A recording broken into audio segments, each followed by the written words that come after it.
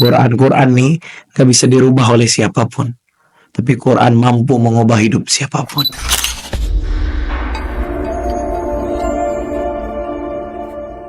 Bismillah, Assalamualaikum warahmatullahi wabarakatuh. Waalaikumsalam warahmatullahi wabarakatuh. Pada podcast kali ini kita alhamdulillah kedatangan Ustadz Haji Reno Anugrah Pratama, Magister Pendidikan, yaitu seorang motivator nasional, dai muda, dan trainer SDM unggul, dan sudah menerbitkan beberapa buku.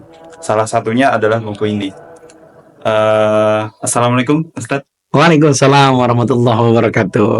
Bagaimana kabarnya Ustadz? Alhamdulillah, berharap Allah ridho, berharap Allah sayang.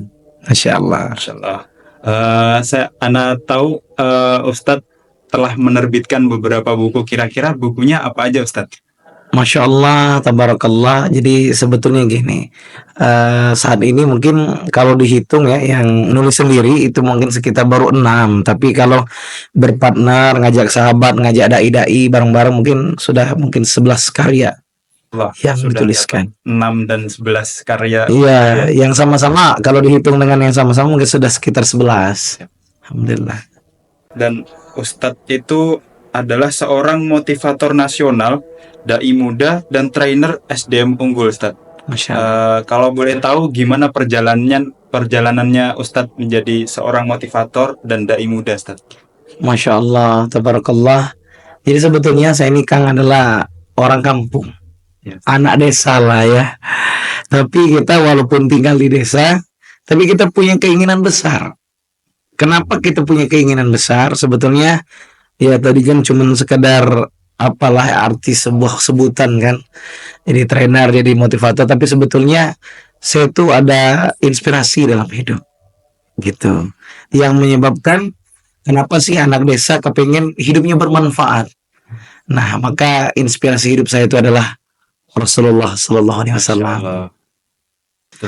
Nah, jadi dulu ketika waktu masih SMA di Muara Enim, ya saya tinggal di desa Muara Gula Baru, Kecamatan Ujian Mas, Kabupaten Muara Enim, Sumatera Selatan.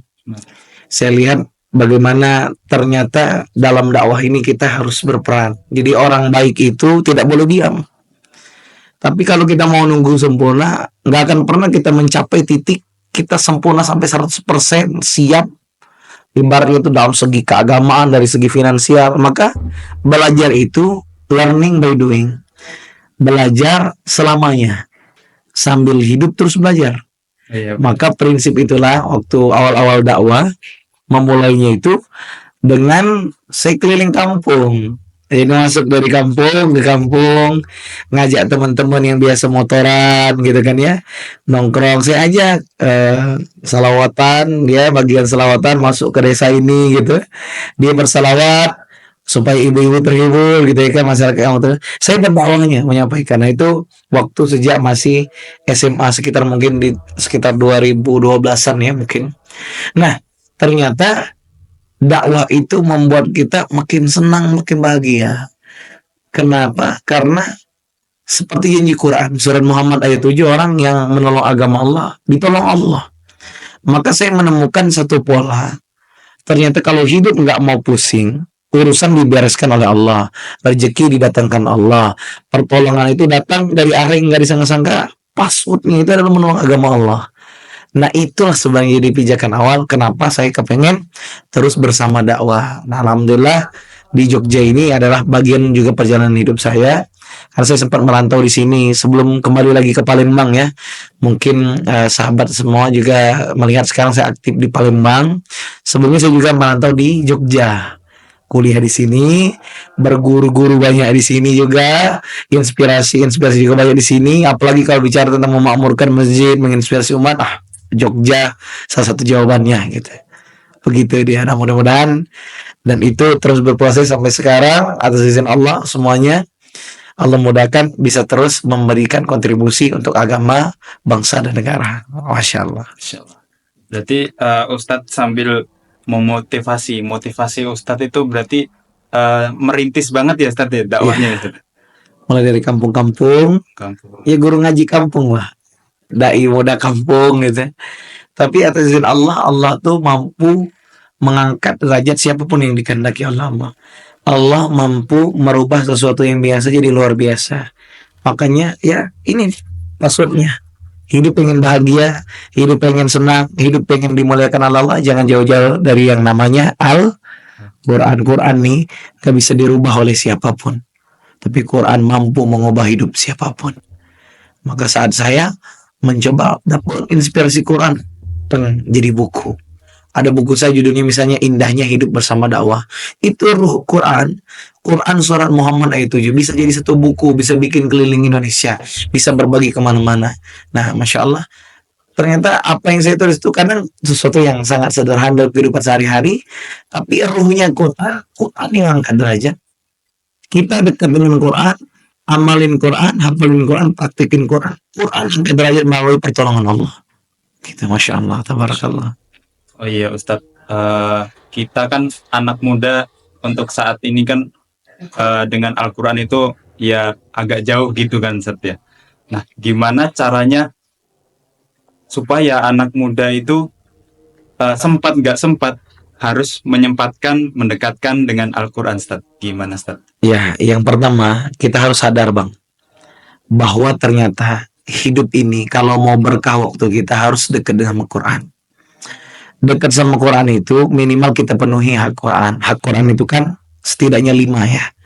Yang pertama, Quran itu haknya dibaca. Jadi kalau anak muda jangan malas baca Quran. Ini pertama nih Quran punya hak dibaca. Yang kedua, dihafal. Jadi mau apapun kesibukan kita, mau jadi apapun, profesi apapun boleh asal halal pastinya ya. Tapi jangan lupa sempetin ngapal Quran, seayat, 2 ayat, sempetin. Kemudian yang ketiga, pelajari Quran. Belajar Quran gimana? Belajar tafsirnya, tahfiznya, tahsibnya, temui guru, ambil sanad, ikut pengajian, ikut kelas. Ini belajar, pelajari Quran. Supaya apa? Supaya yang keempat bisa mengamalkan Al-Quran. Nah, mengamalkan ini juga butuh perjuangan. Jadi banyak orang sekarang tahu Quran tapi nggak diamalin. Nanti kena tuh Quran Al-Jumu'ah ayat 5, kama salihimar yahmilu asfar, seperti keledai membawa kitab.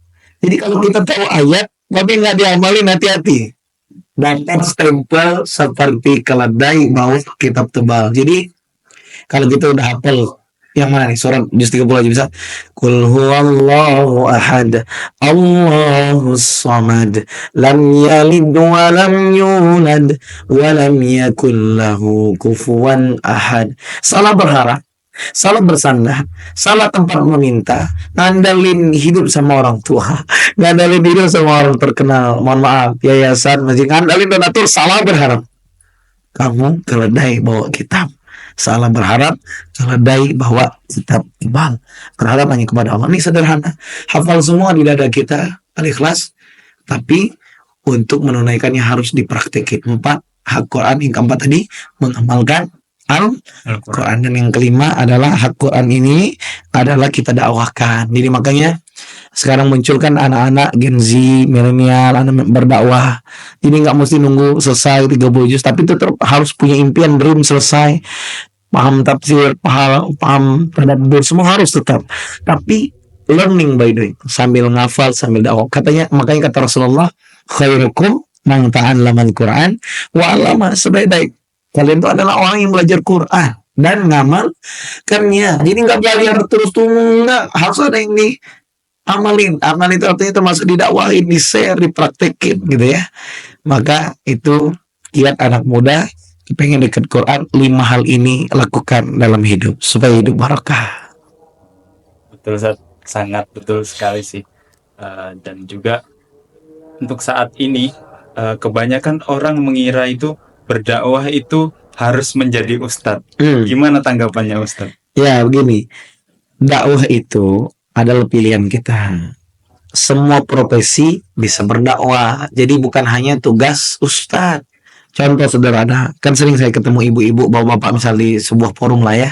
Saya sering bertanya, Bu, apakah dakwah ini cuma tugas ustadz? Apa jawabannya? Tidak, ustadz. Tapi tugas kita semua. Kenapa? Coba kita praktek.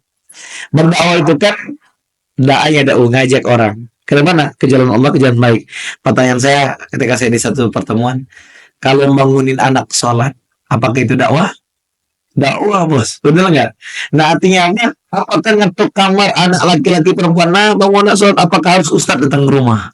Enggak. Tidak. Jadi nggak semua harus jadi ustadz. Ustadz itu kan guru, gitu ya. Jadi nggak semuanya harus jadi guru. Pengusaha bisa nggak berdakwah? Bisa. Saya kemarin ngisi di beberapa lembaga spiritual company ya. Jadi bagaimana merubah pekerjaan itu menjadi berlimpah berkah. Ternyata seorang pengusaha itu bisa loh. Jadi bagaimana tim-tim kita, karyawan kita, partner kerja kita, kita ajak jaga sholat.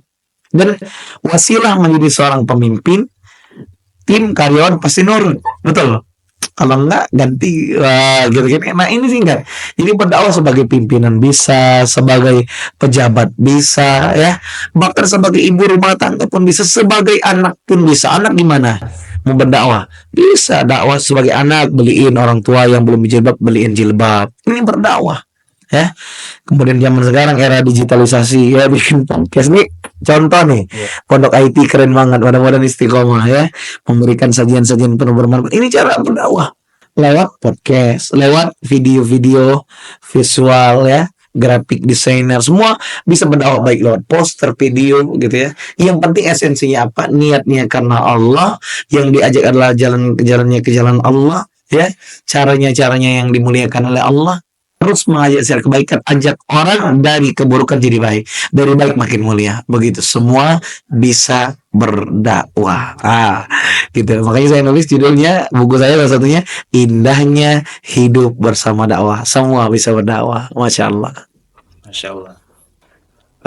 Seorang pendakwah itu harus mengetahui apa yang didakwahkan, terutama untuk dakwah Al-Quran, Ustaz. Ya. Nah, apakah seorang pendakwah Al-Quran itu harus nunggu 30 juz dulu? Ya, pertanyaan menarik nih bro. Jadi gini, pendakwah itu ya, dia makna menjadi seorang pendakwah tentu pasti dia ada yang akan didakwahkan. Itu sederhananya begitu.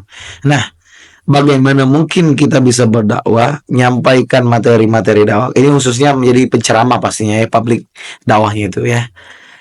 Ketika sudah bicara menjadi seperti seorang pendakwah di mimbar, di majelis ya, yang kita ketemu orang, tentu orang akan bertanya, tentu orang menanti bagaimana apa kurikulum sebagai pendakwah. Nah, disitulah kita harus terus mengupgrade diri, belajar Quran.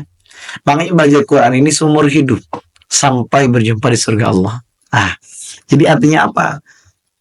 Menjadi seorang hafiz 30 juz bagus. Ahli tafsir dengan berbagai kitab tafsir yang kita kuasai sangat lebih bagus. Jago tadabbur Quran lebih bagus lagi, masya Allah dahsyat.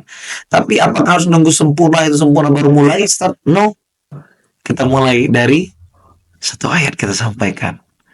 Makanya kata Nabi, sampaikanlah walaupun satu ayat. Artinya apa? Praktekin, amalin. Kenapa harus dipraktekin? Kenapa? Supaya tidak dapat murka Tuhan. Kabur maktan Allah yang takulu malah.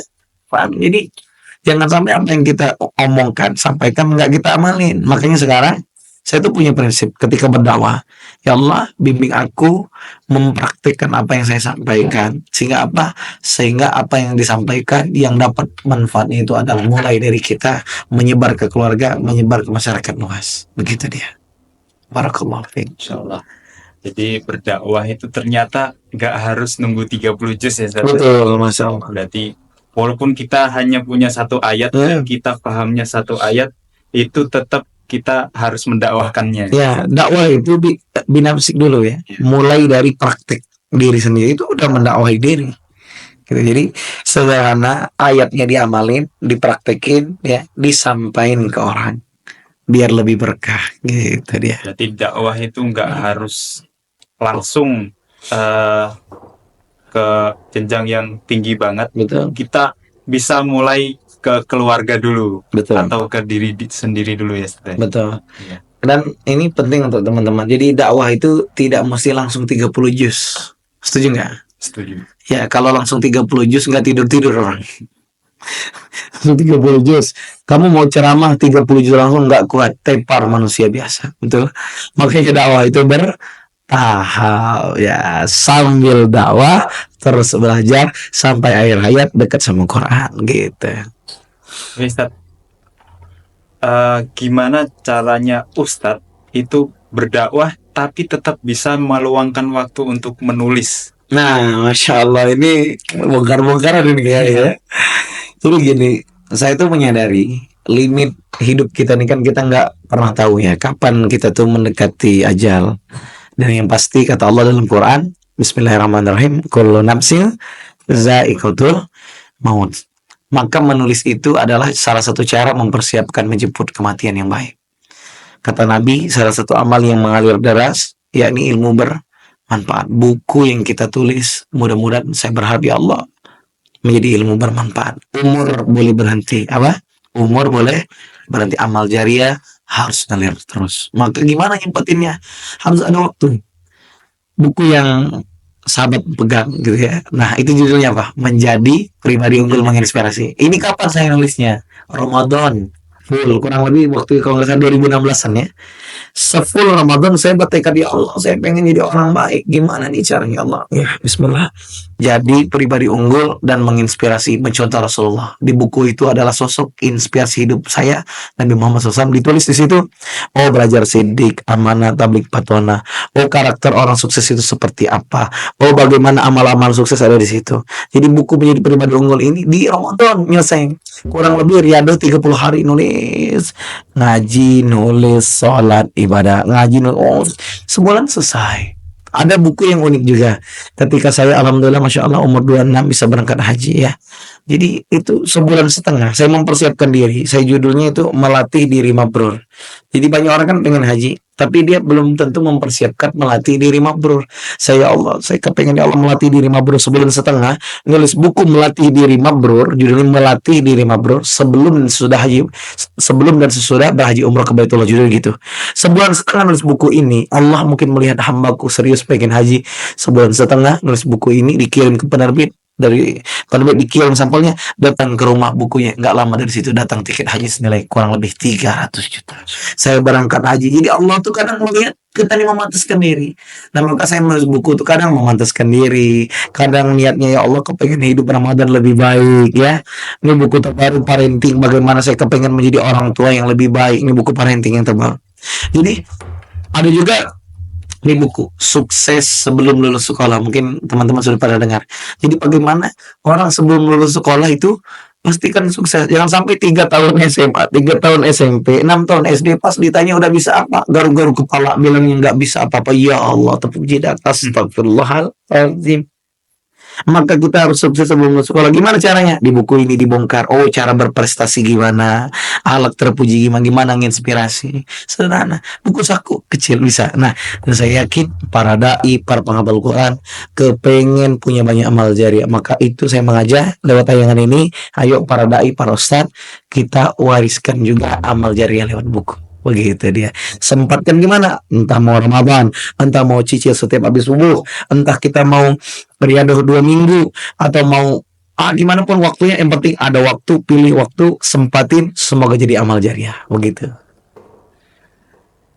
Oke, teman-teman, sangat menginspirasi sekali bagi para pendakwah Islam di Indonesia untuk kita nggak perlu nunggu 30 juz baru kita berdakwah, tapi satu ayat, dan ayat itu kita pahami dulu, dan itu bisa kita pakai untuk berdakwah ke orang lain, seperti itu.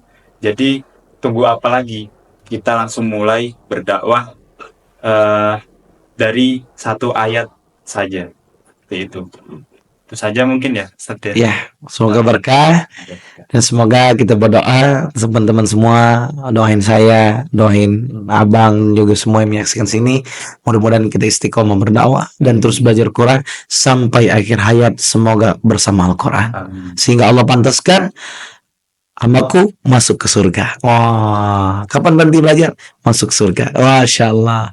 Karena ketika hidup kita habis, waktunya kita panen amal. Mudah-mudahan sampai jumpa di surganya Allah Subhanahu Wa Taala. Doa sama-sama. Semoga kita semua semakin dicintai Allah dan semoga kita menjadi bagian pelanjut dakwah Rasulullah SAW. Dan mudah-mudahan kita di akhir zaman ini kitalah orang-orang yang dirindukan Rasulullah. Barakallahu fikum. Jazakallah khair. Mudah-mudahan berkah. Saya doakan tempat ini jadi tempat baik, podcast yang baik, yang datang sini orang baik, yang menyaksikan pun orang baik. Barakallah. Salam dari saya Reno Anugrah dari Palembang. Assalamualaikum warahmatullahi wabarakatuh. Waalaikumsalam warahmatullahi wabarakatuh.